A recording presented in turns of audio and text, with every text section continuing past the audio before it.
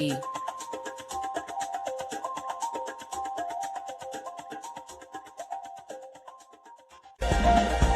on One Always There.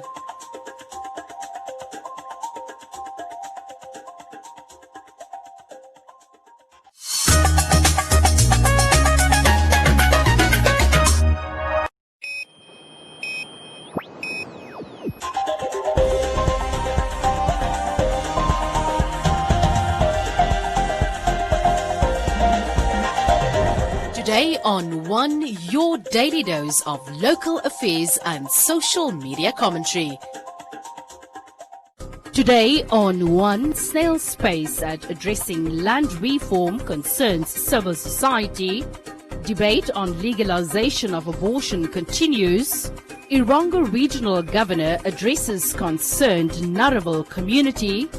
And expelled NPL loses MTC sponsorship.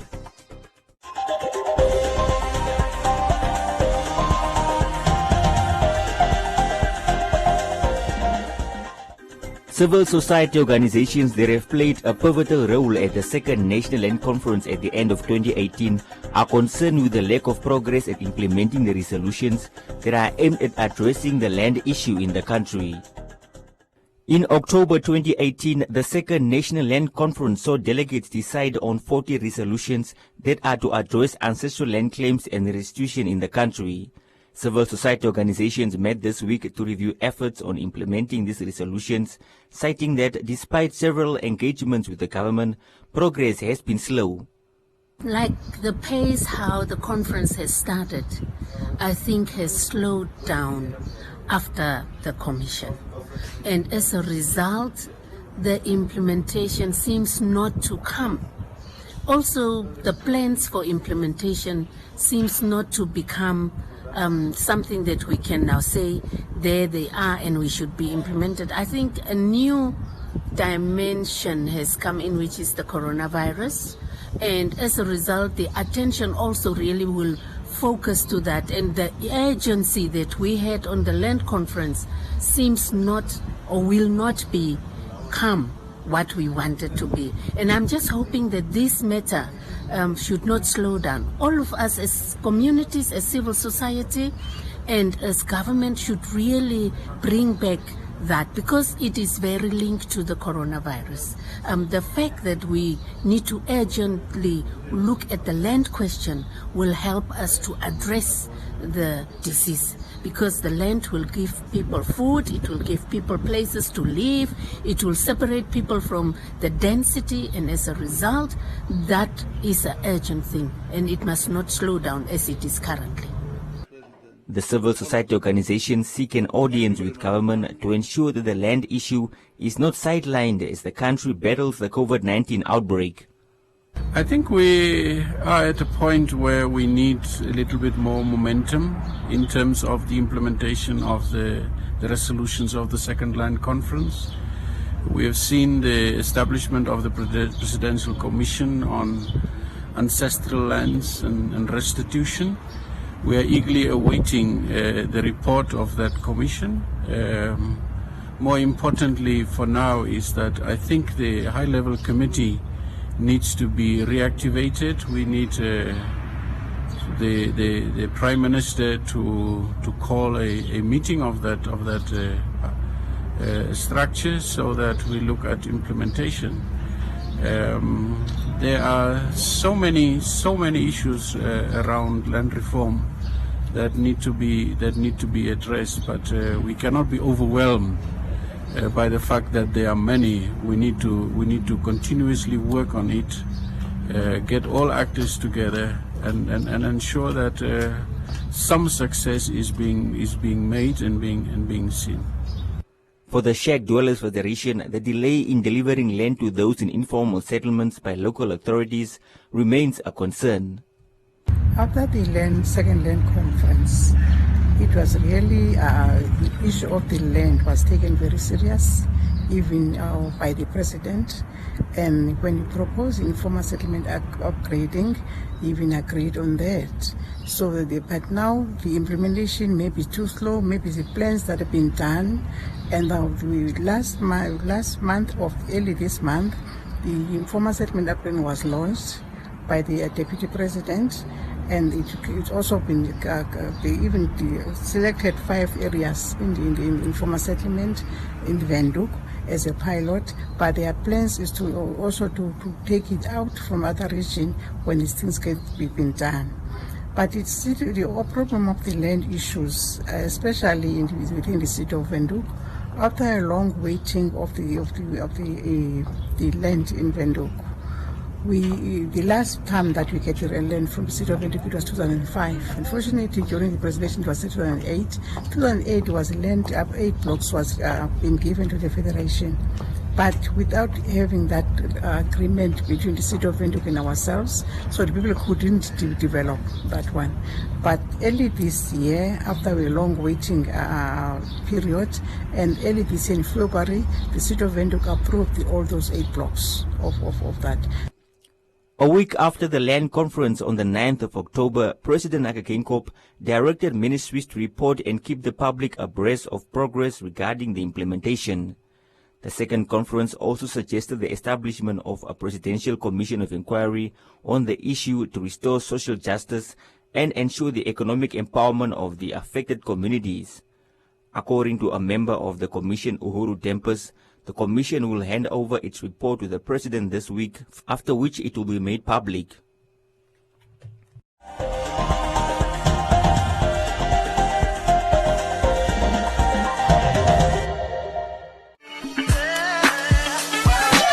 Share with us on #LearnOn1. Tell us what you're learning and where you're learning it from. Send us your name and town to the One Africa TV's WhatsApp on 081 200 6659 or send an SMS to 555. One Africa TV. It just gets better.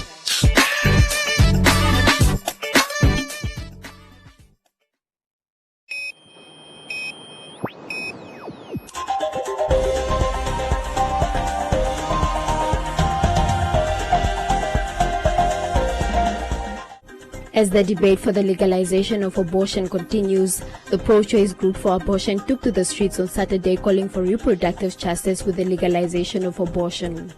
The group argues that women in the country should be afforded the choice to decide whether or not to terminate an unwanted pregnancy, and such a choice should not be restricted by religion or the state. Organizers of the protest call for the expansion of the current abortion law to be made available to every woman, especially those who are socio-economically challenged, adding that reproductive justice can only be achieved once all women in the country have access to the economical, political and social resources to make decisions about their own body and sexuality.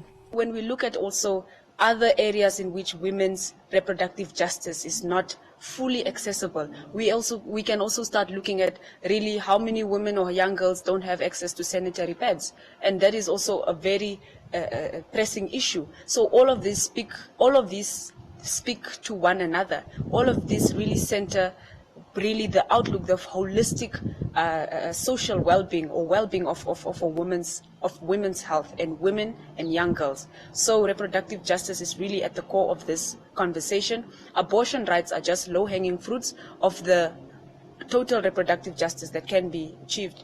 As Hildegard had mentioned, that we're looking at abortion laws, the law so that it can be expanded or repealed, just amended so that we make sure that everyone has access to this specific law, and it will be legal whether or not you will access this specific law, as long as it is legal, so that more women can have options to make choices about their lives in order for them to have the right to self-determine where they might want to decide whether they'd like to decide to parent a child or to raise a child or to have a child.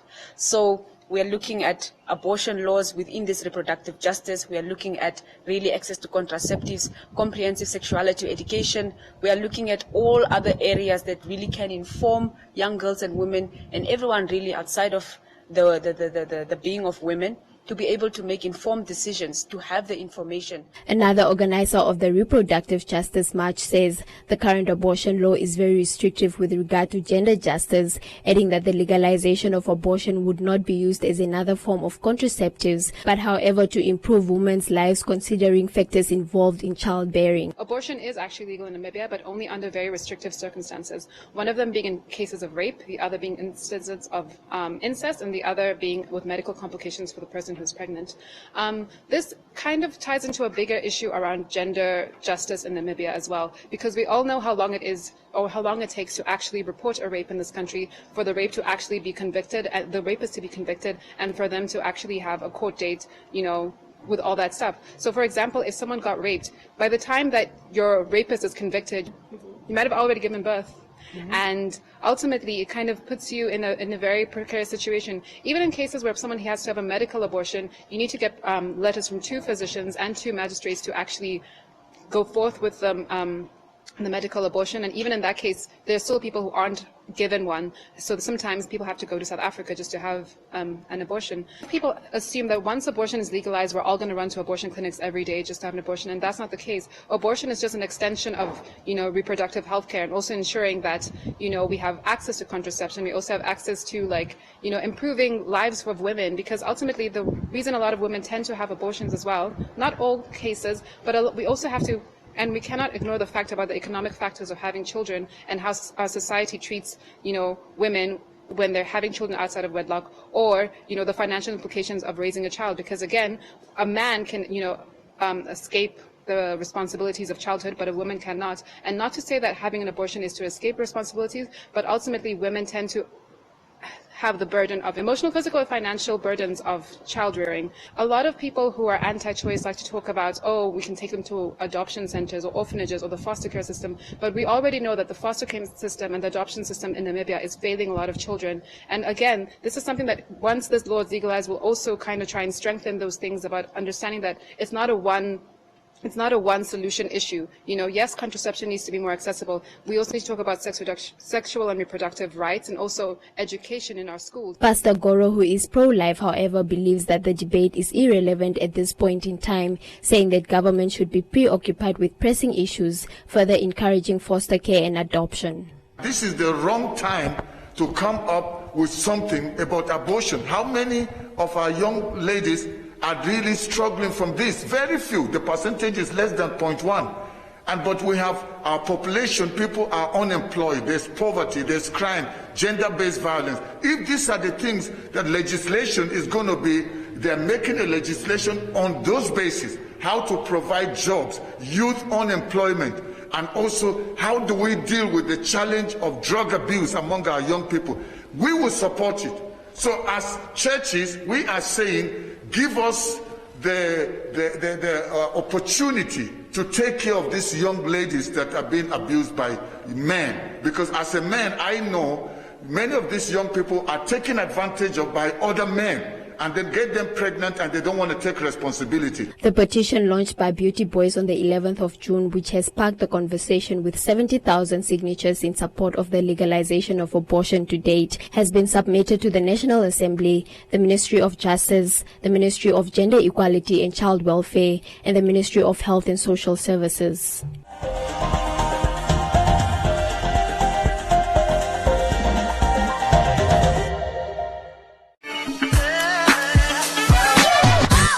Always love to hear from you.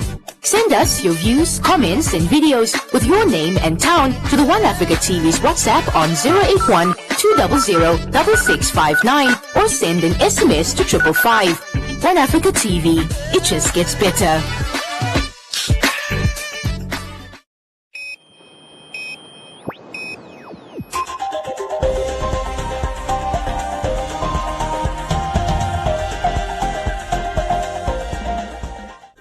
A group of Walfish Bay residents made their voices heard recently after they held a demonstration to condemn the burial of persons who succumbed to the COVID-19 virus at a site that is located in the Narraville residential area. So When the burial committee showed up at the designated burial site that evening, they had no choice but to turn back as the disgruntled community members refused them entry into the designated burial site in the Narraville residential area. The concerned group also spent a night at the burial site to ensure that the burial of those persons who have died of COVID-19 would also not continue the next day. The Narraville community members have also claimed that the site is very near to their houses and that it is unsafe for their children who often play in that area. The community is up in arms and are disappointed. There are people here who did not even sleep all night. Our local authority councillors do not care about Narraville. The management committee here in Walvis Bay are distancing themselves from this event and have not taken any responsibility, saying that this is not their mandate but that of the government and the health ministry. Right now, the community is looking for any leader to come and address them. Everybody knows that this is wrong.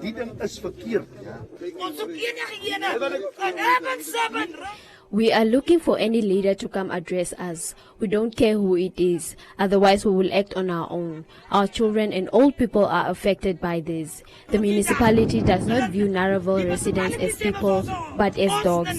We will show them what dogs do, because dogs bite.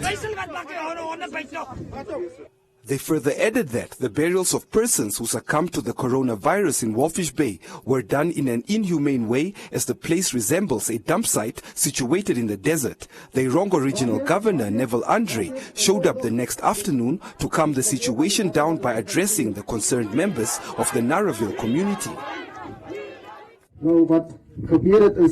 Now what transpired here is we need to bury a person. We did things in line with the WHO regulations, and I understand that this is all strange to all of us. We have a burial committee, and we were supposed to consult the community. I accept the blame personally and apologize. This is a first-time experience for all of us, and I hope that we will learn together and help each other to pave the way forward. Andre also explained to the concerned group that the site was identified as the only appropriate location that is suitable for conducting COVID-19 burials. He also explained that COVID-19 graves must be 2.6 meters deep and the other graveyards at the town can only go 1.4 meters deep due to underground water. He also promised that a wall would be built soon to fence off the cemetery and guaranteed that no health risk existed due to such burials. The community, however, still insisted that the burial committee should find another site to tend to the bodies of persons who have died of COVID-19.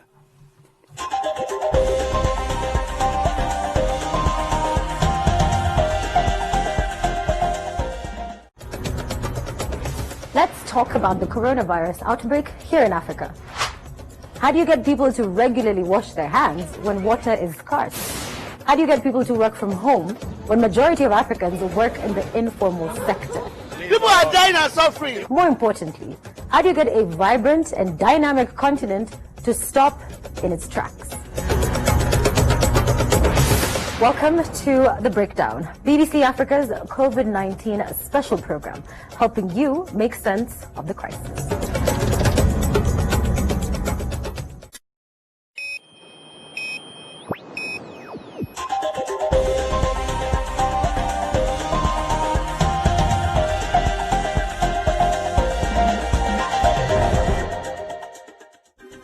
The Namibia Premier League NPL were dealt yet another blow as their biggest sponsor MTC withdrew their 19-year sponsorship towards the entity. Earlier this year, MTC announced that the entity will not continue its partnership with the Namibia Premier League, yet keeping the funds for the NPL up until the end of their financial year, provided that the Football League gets underway. MTC announced their sponsorship withdrawal from the Namibia Premier League, which they had for 19 years, after the entity was recently expelled as a member of the Namibia Football Association.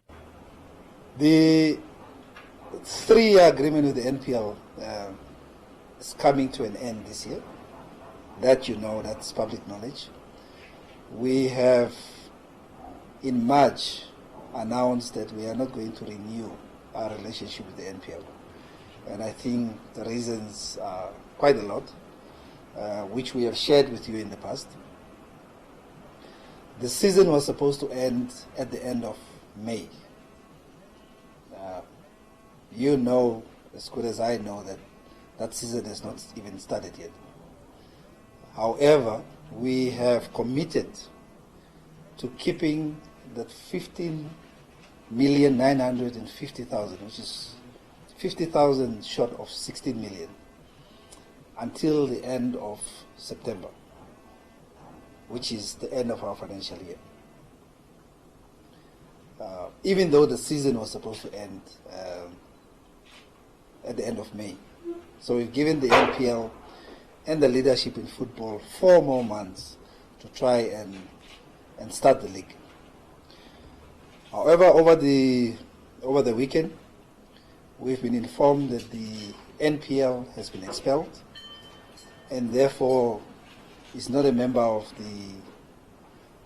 NFA anymore.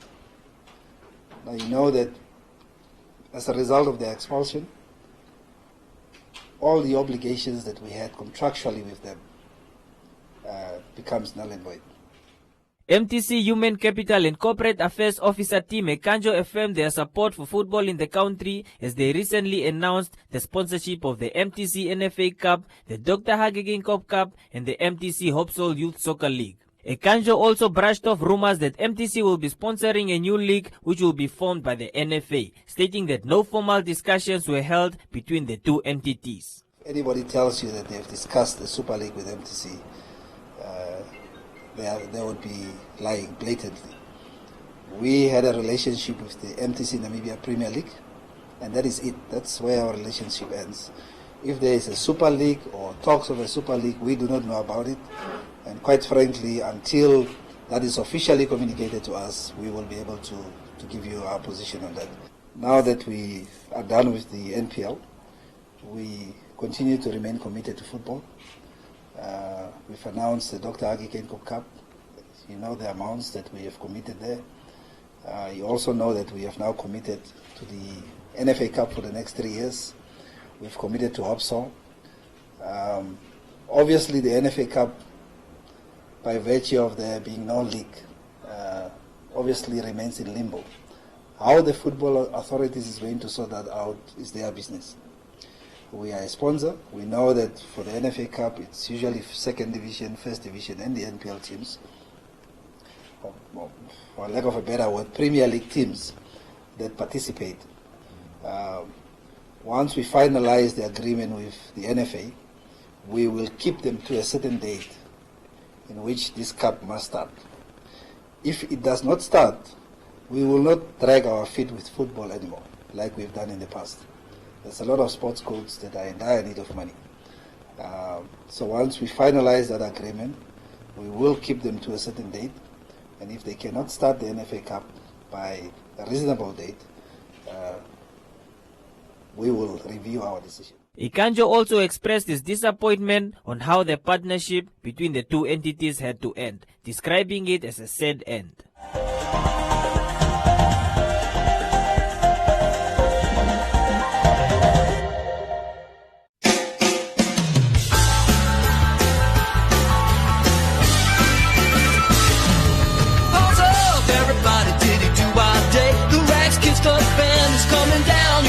We got a song to sing, we got something to say. The Rags Kids Club Band, can you come out to play? Razzles, faces, dazzle, she's our go-to girl. Pido keeps a beat while he catches a curl. B-Max writes the tunes and Rags and Trilby sing. So come along and sing your song, it's a happening thing. Yeah, pause up, everybody did it to our day. The Rags Kids Club Band is coming down your way. You got a song to sing, we got something to say. The Rags Kids Club Band, can you come out to play?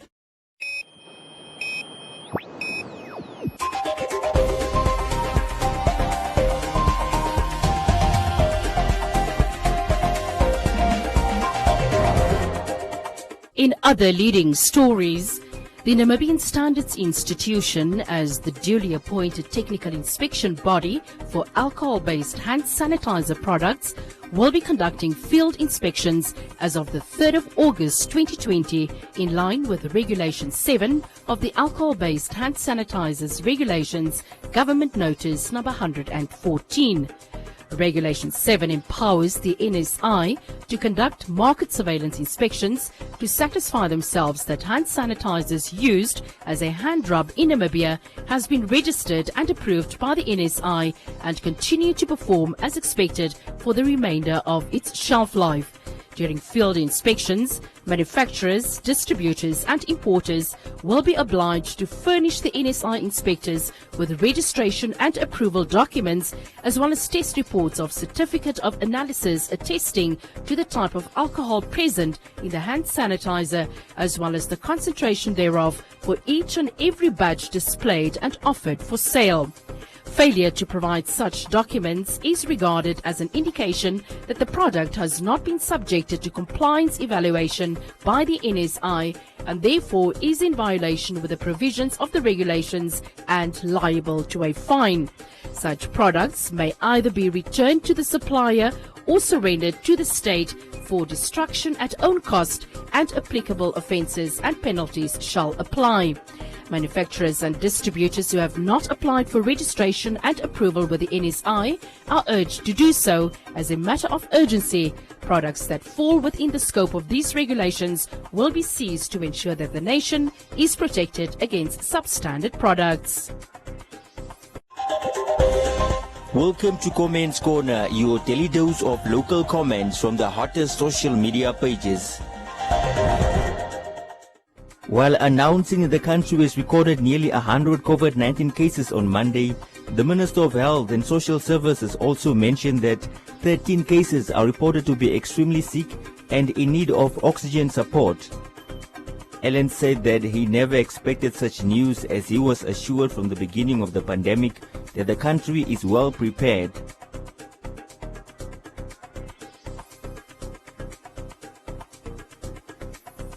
Alta said the minister should clarify why there are no ventilators.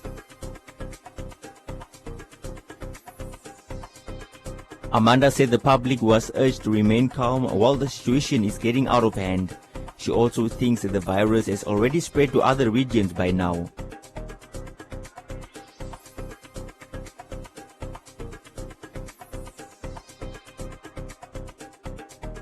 Chikizo asked where is the millions that was donated by local companies recently.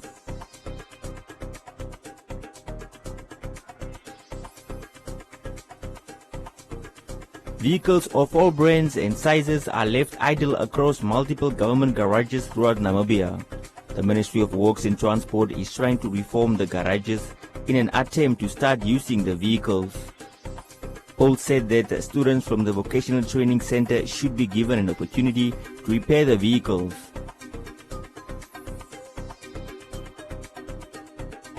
Lucas said every clinic in the country should get a car, especially those in rural areas. Anthony said that there is no system in place but a waste of taxpayers' funds, and now auction is the only option. Sam said the vehicles should be sold and the money used to help those affected by the pandemic.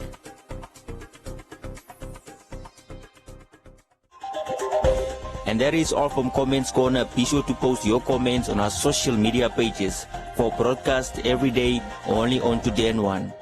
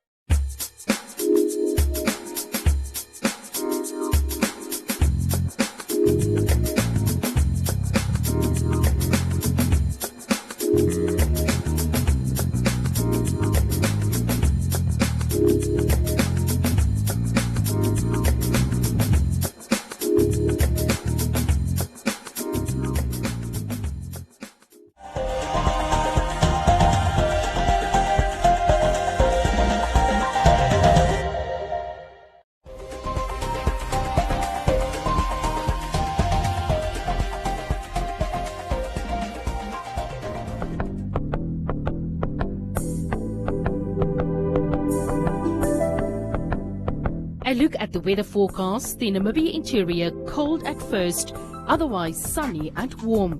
The wind shall be fresh northeasterly. The coast sunny and warm to hot with dust storms.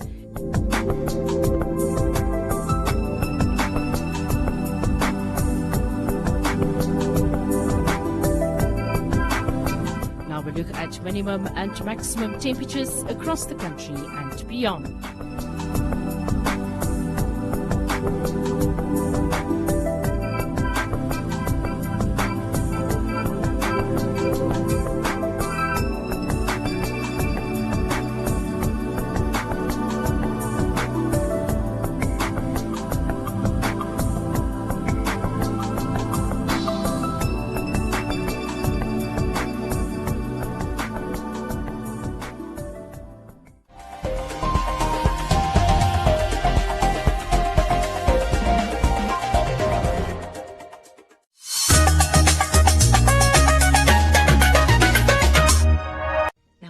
World News, the biggest African and international